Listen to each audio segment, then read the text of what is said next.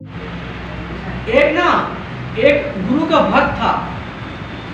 वो ना अपने गुरु की सेवा में हमेशा लीन रहता था। मतलब सुबह उठकर गुरु की सेवा, दोपहर को गुरु की सेवा, शाम को गुरु की सेवा। मतलब गुरु गुरु गुरु, क्योंकि वो जानता है कि गुरु ना पूछे, गुरु न मांगे तेरी धन दौलत, गुरु न पूछे तेरी जात, गुरु को प्यारा वही शिष्य जो माने गुरु की बात। गुरु भी उसको बहुत मानता था। वो शिष्य मतलब उस शिष्य को इतना मानता था कि सभी शिष्यों से ज़्यादा हर बात पर उन्हें बुलाता था और अपने पास बैठाता था। एक दिन की बात है, गुरु ने उनसे बोला कि जाइए आप भिक्षा मांग के लाइए, मतलब भिक्षा करके आइए। और उस समय संत लोग, सन्यासी लोग क्या करते थे, गांव-गांव में जाते थे और भिक्षा मांगते थे, है ना। तो जो गुरु का शिष्य था वो चले गए भिक्षा मांगने। उस गांव में एक बहुत बड़ा ऋषि रहता था, मतलब सन्यासी रहता था, संत रहते थे। वो तप के बल पर इतना ताकतवर हो गए थे कि जो वाणी अपने मुख से निकालते थे वो सत्य हो जाता था। ठीक उसी प्रकार जैसे ही वो भक्त उनके पास गए, उनके द्वार पर गए, बोले भिक्षाम देहि, और अपने गुरु का नाम दिया। उस गुरु का नाम था गुरु समर्थ। उस गुरु का नाम था गुरु समर्थ। मतलब गुरु समर्थ के नाम पर कुछ भिक्षा दे दीजिए। वो जब गुरु जो दूसरे सन्यासी थे वो काफी अहंकारी हो गए थे अपने तपोबल के कारण, अपने महानता के कारण, कि मैं इस गांव में सबसे महान व्यक्ति हूँ, मैं इस संसार में सबसे पूजनीय व्यक्ति हूँ। वो खुद को मानते थे। तो जैसे ही उन्होंने दरवाजा खोला तो देखा और एक सन्यासी बोला, संत महाराज हमारे गुरु समर्थ के लिए कुछ भिक्षाम दीजिए, हमारे गुरु महान है।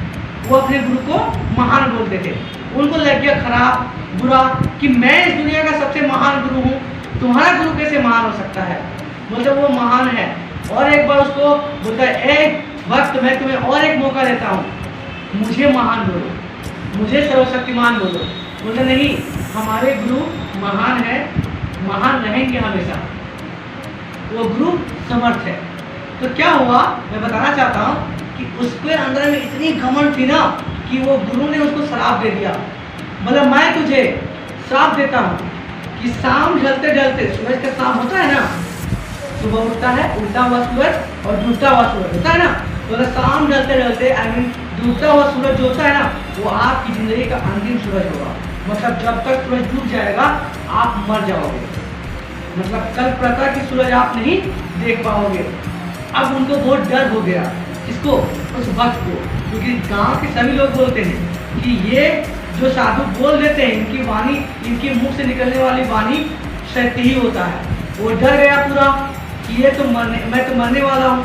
उसको खान पान में रुचि नहीं लगने लगा।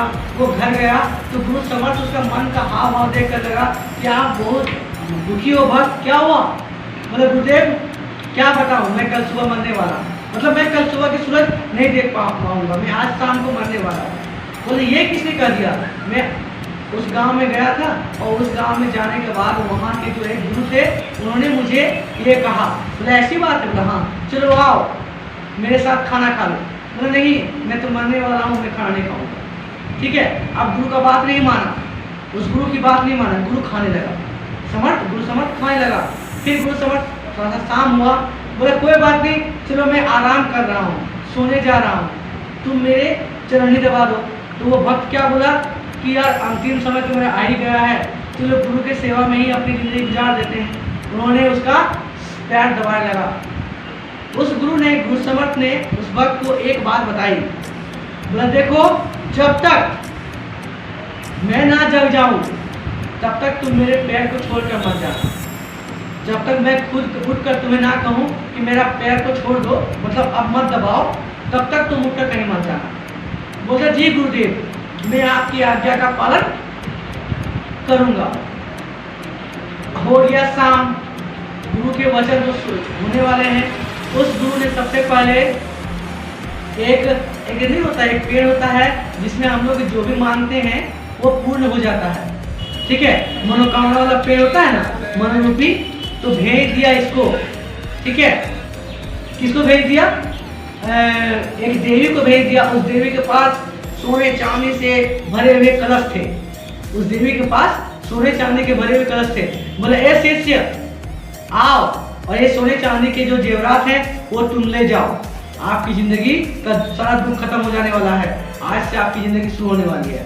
बोला मैं इसको लेना तो चाहता हूँ लेकिन मैं अपने गुरु की बात नहीं टाल सकता, मेरे गुरु का कहना है कि मैं इनका पैर छोड़कर नहीं जाऊंगा, तो अतः आप ही अंदर आ जाइए और हमें दे दीजिए। नहीं, तुम्हें वापस आना होगा यहाँ, तभी मैं दूंगी। तो बोला कि नहीं, मैं वहाँ वापस नहीं जा सकता हूँ देवी, आप ही यहाँ आके दे दीजिए। देवी नाराज हो गई और वहाँ से चली गई। फिर पुनः और एक पहर बीत गया, रात का 3 पहर होता है ना, 9 बजे तक, 9 से 12, 12 से 3 है ना, फिर सुबह होता है, 4 पहरों में पूरा रात खत्म हो जाता है। तो और एक पहर हुआ, उस पहर में उसने भेजा उसकी माँ को, उस पहर में किसको भेजा? उसकी माँ को भेजा। किसको? शिष्य की माँ को। बोला बेटा बहुत दिन हो गया मैंने आपसे मिला नहीं, आओ हमसे गले लग जाओ। तो शिष्य ने कहा माँ मेरा भी तो मन कर रहा है कि इस अंतिम समय में, क्योंकि मैं तो मरने वाला हूँ, उसको पता था, इस अंतिम समय में मैं आपसे मिलूं, आपके गले लगूं, लेकिन क्या करूं, मेरी मजबूरी है, मैं बहुत मजबूर हूँ और मैं अपने गुरु की आज्ञा का पालन कर रहा हूँ, मैं कहीं नहीं जा सकता, मेरे गुरु के चरण को छोड़कर मैं कहीं नहीं जा सकता, मैं उनका चरण दबा रहा हूँ। बोला आओ बेटा यहीं आ जाओ। नहीं माँ आप अंदर आ जाओ, है ना, आप अंदर आ जाओ, मैं आपकी सेवा करूंगा। बोला नहीं बेटा तो आपको बाहर आना होगा। तो वो शिष्य नहीं निकला, क्योंकि वो शिष्य का वचन कर्तव्य वो नहीं भूला, वो पैर दबाता रहा। फिर क्या कहा? तीसरा पहर, जो अंतिम पहर था, उसने क्या कहा? काल को भेज दिया। वो जो संत था उसने काल को भेज दिया। मतलब काल कौन होता है? जो यमराज नहीं होता है, किसी की रूह को ले जाने वाला, आत्मा को ले जाने वाला। तो जब आ गया बोला ऐ संत उठो, तेरी मृत्यु हो चुकी है, मैं तुम्हें लेने आया हूँ।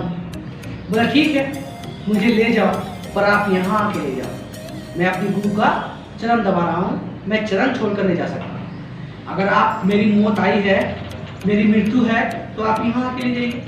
बोले तुम मुझे समझाता है?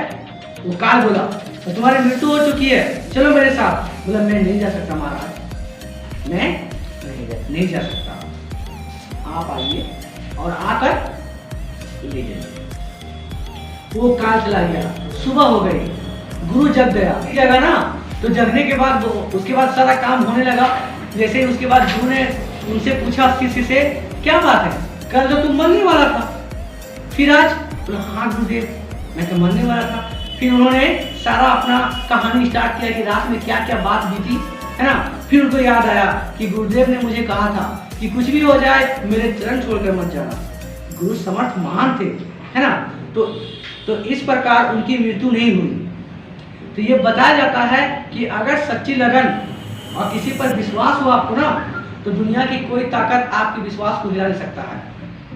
एक चींटी पहाड़ को चढ़ने में कितनी बार गिरती है और फिर चढ़ती है, लेकिन अंततः वो चढ़ जाती है ना।